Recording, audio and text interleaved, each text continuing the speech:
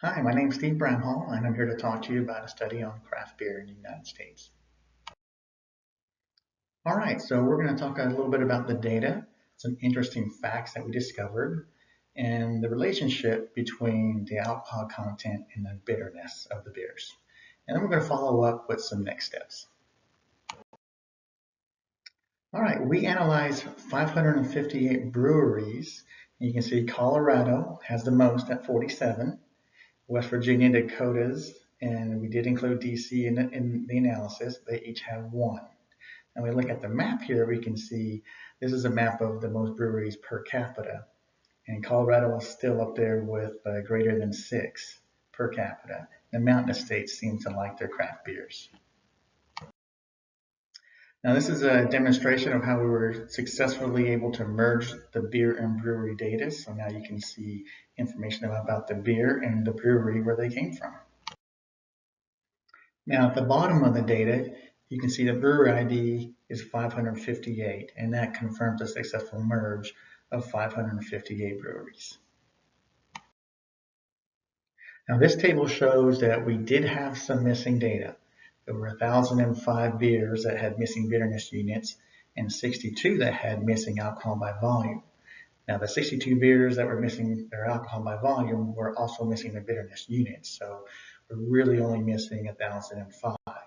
Now with 2,410 beers to analyze, if we take away the 1,005, that still leaves 1,405 beers to analyze, a very significant amount.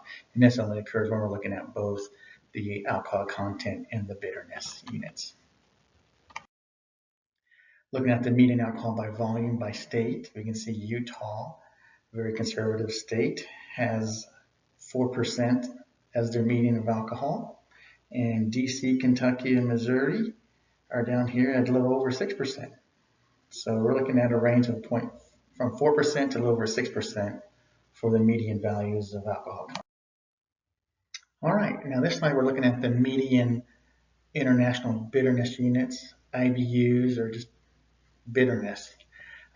So we're looking at it by state. So as far as the median goes, Wisconsin, Kansas, and Arizona have the least bitter beers, and Maine, West Virginia, and Florida have the most bitter beers, and this is on as far as the median goes. So the range is from 20 to a little over 60.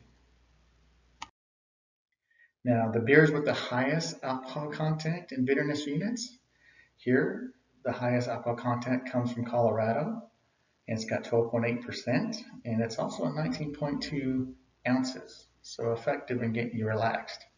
And the most bitter beer comes from Oregon. Now we look at the summary of the alcohol content. We're looking at 2,348 beers with a range of 0.1% to 12.8%.